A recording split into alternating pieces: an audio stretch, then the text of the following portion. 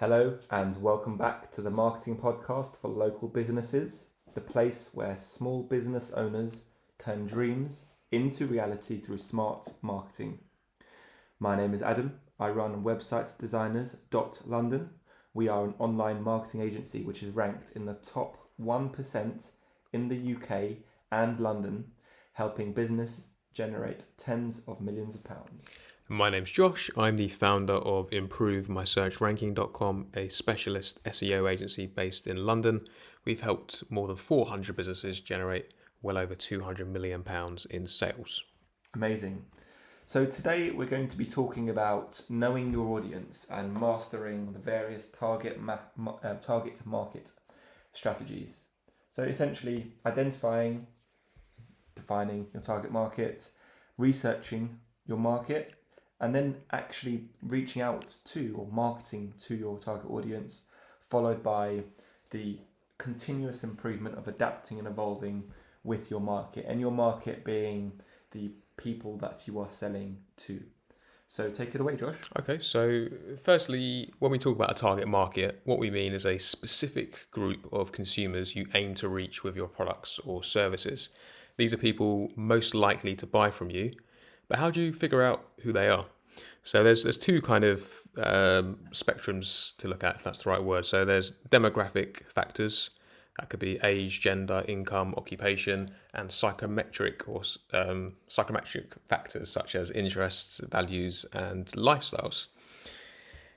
So one way to think about this and how I would look at it is look at your current customer base and do a review of them. So you could see who your last 100 customers, what's the average age, average gender, average income, what type of jobs do they have, what's their interests and values and lifestyles. So you can kind of do a reverse survey of your existing customers and figure out what the kind of commonalities are there, and that's going to help you understand the best type of customers for you. You could also review that list and think which of those ones are most profitable for me, which ones do I want to focus more on, which ones are nightmare customers and I don't want to deal with, and you can kind of figure out who your ideal customer is from that.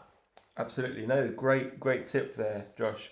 So in terms of the psychographic factors, those interests, values and lifestyles, look, ultimately just think about who would want to buy your product and your service. If you're struggling to figure that out, then you'll have a problem with the rest of your business, to be honest with you. You need to identify specifically who it is you're selling to. So for example, let's say you're selling cakes, the cake baker, the infamous cake baker. Who typically buys from a cake baker? Well, arguably, it would probably be women, maybe, some men. But I mean, just from my experience alone, and hopefully this doesn't make me a misogynist, but I'm just thinking about the people around me, and even my friends who are women, and my guy friends. I don't know many. Oh, maybe for their girlfriends, but typically, I think women are a bit more thoughtful than men. I'll say so. They tend to kind of go above and beyond and buy cakes. What age? Probably all ages. Maybe, well, I say all ages. Probably between the 16 to 60, maybe the age of 16 to 60. The income, typically, you're gonna want someone with a bit of a disposable income. Potentially those on the lower end of the income spectrum might go to a supermarket to buy a cake. Those who maybe want to have a bit of a disposable income would spend a little more on things like cakes. And occupation, is there a specific occupation that you're targeting? Probably not. Probably not. I think income element is probably a bit more valid there. So as a cake baker, your demographic would be quite wide. But then how about if we think of from a geographical perspective? That's probably more important for a cake baker. So geographically, who are your target market? Well, do you deliver? If you deliver, are you delivering yourself, or are you packaging it up and then sending off? I doubt it's going to be the latter. I know some larger companies do, like Patisserie Valerie, bought from them before. Delicious cakes, may I add. and I don't own any shares, but they freeze their cakes and then they ship them off. But if you are baking fresh cakes, and I've never known of bespoke cake makers really freezing their cakes to send them off. Typically, it's a collection only ordeal, or they'll deliver to the nearest 5-10 miles.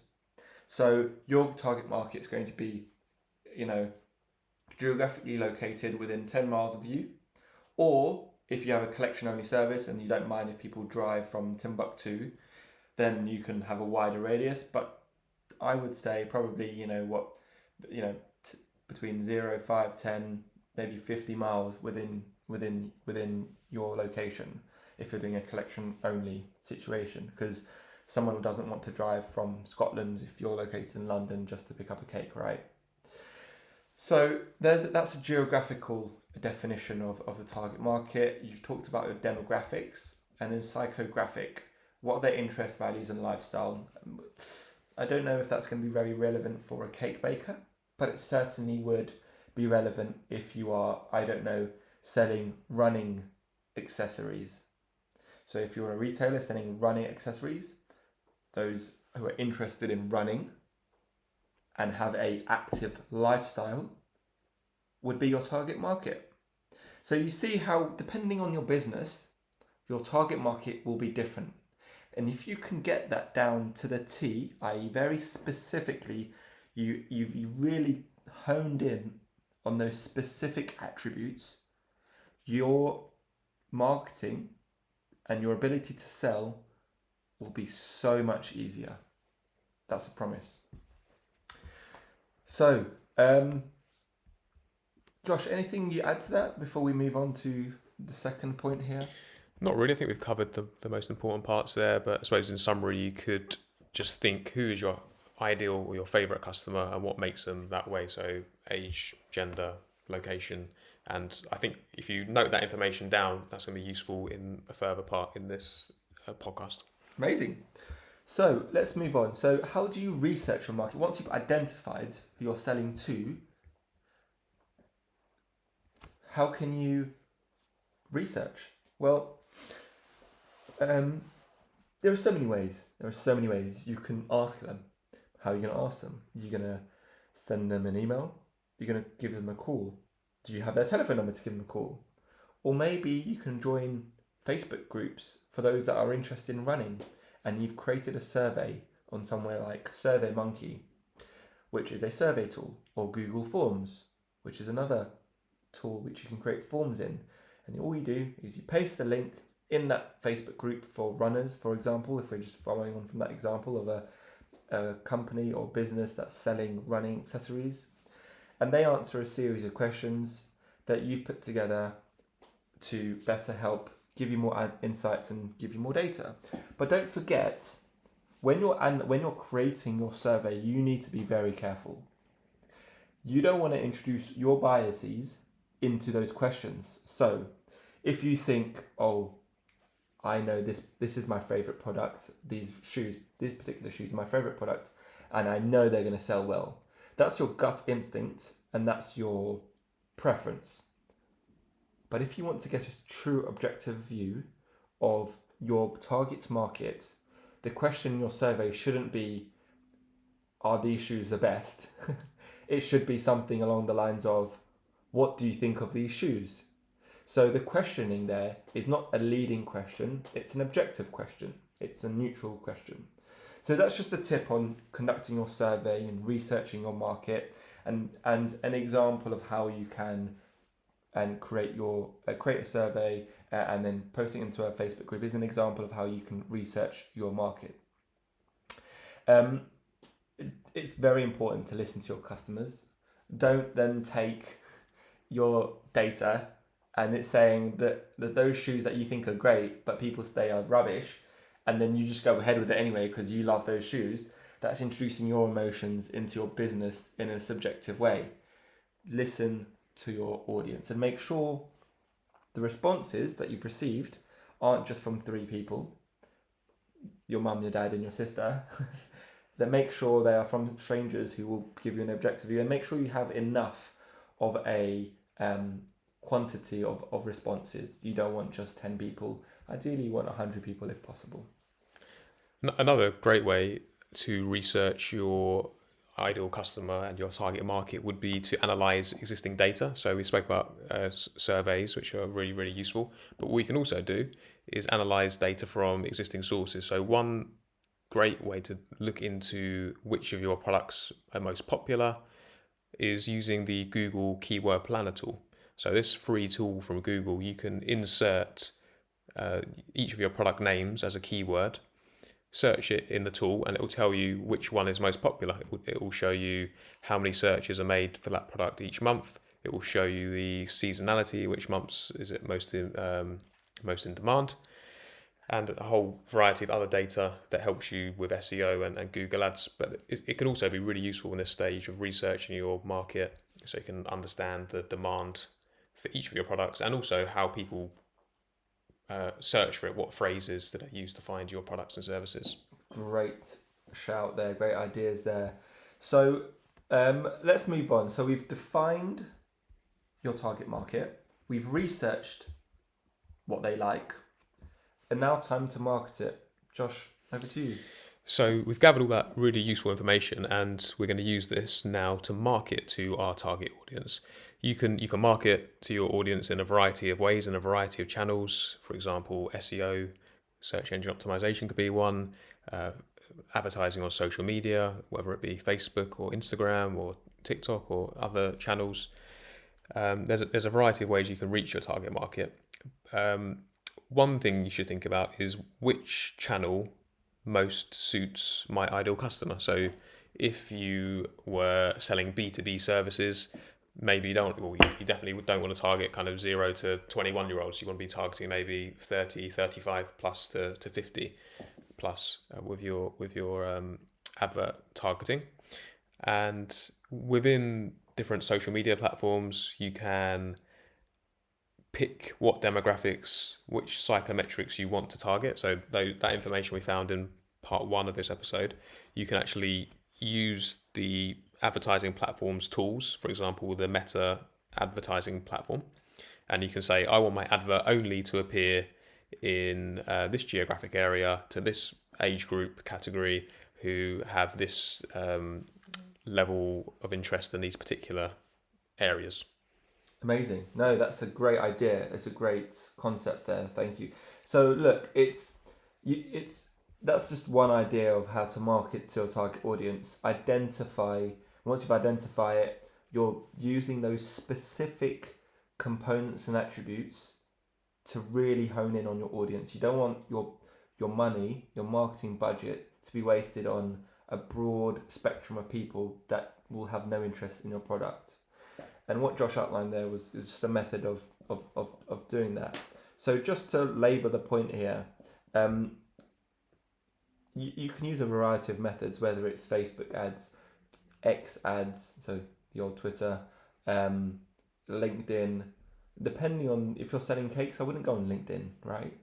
Because that's a professional platform for people to, typically in the corporate world, they're not going to be on LinkedIn searching for cakes. Facebook might be a good option. Instagram is a very image heavy platform, so that's a great way of advertising. And also if you're selling running accessories, that's again another great way of advertising. I know you've had some great success on creating videos for your own SEO agency and getting leads. So you've probably seen the benefits of creating your own video and targeting potential clients, right? Yes. So with the video advertisements we do for our own business, we make sure we firstly identified our target market. We then made our adverts only appear to those individuals who meet that criteria, and the advert speaks to the ideal customer's values, to their lifestyle, to their interests. So the whole process we spoke about from start to finish is kind of how you would firstly pick your target market and then help you create the best advert for them to convert into an inquiry. Amazing. And so we've talked about social media, and then obviously the most important one, well, I'd say the most important one, and I'm sure Josh would agree here, is Google and search engines, making sure that your keywords, your website appears for the keywords in the highest possible place when you do a Google search. So cake bakers in London. Ideally, if you're on number one, page one in the search results, then you're going to get more clicks, and therefore you're going to get more sales, really, inquiries. So there we go. We've talked about marketing to a target audience, and lastly, adapting and evolving with your market. Now, look, understanding your target market isn't really a one-off, and what we mean by that is markets can sometimes evolve, right? So, yes, if you're a cake baker, that's probably going to be a one-time thing, because once you've identified it, that's probably not going to change unless something dramatic happens, and people and men start. Again, I'm gone to the very sexist assumption that women buy more cakes than men because they're more thoughtful. But I'm just giving you an example here, right? Unless there's some sort of significant change, or there's some sort of trend that's gone viral where people just love eating cakes and smashing against the wall or something like that, then your target market won't change. So keep an eye on trends, changes in consumer behaviour, any economic shifts that might affect your audience as well. So if we think of COVID, that might affect your target market as well, right? So give that all a think.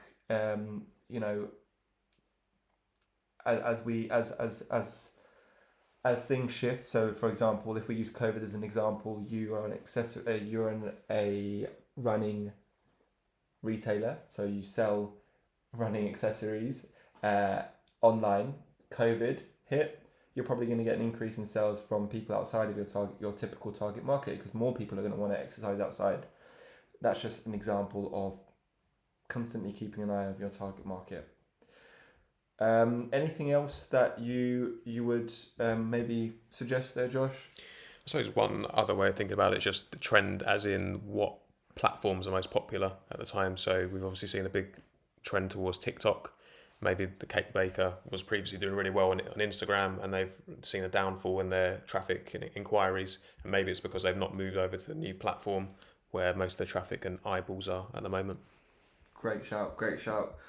Well, look, stay flexible. Be willing to tweak your market strategies based on what you learn. The more you're aligned with your target markets, the better your chances of success. So continue learning. Use Google Alerts. It's a great way of keeping up to date with things that are going on. So in your area of business. And Josh, do you want to quickly outline how Google Alerts work? Have you ever used it, in fact, or do you? I used to use it many years ago. So you can kind of set alerts for certain keywords when a new page appears in Google search results or index. You can get alerted to the fact that it's now live. Great. So thank you for tuning in today. Remember, the better you know your audience, the more effectively you can serve them, and it's a win for everybody. Don't forget to subscribe for more insights, and until next time, make your marketing meaningful. Fantastic. That's great. So look, just to recap: define, research, market, and adapt and evolve to your target market. Thank you for listening. My name's been Adam. And I'm Josh. Take care.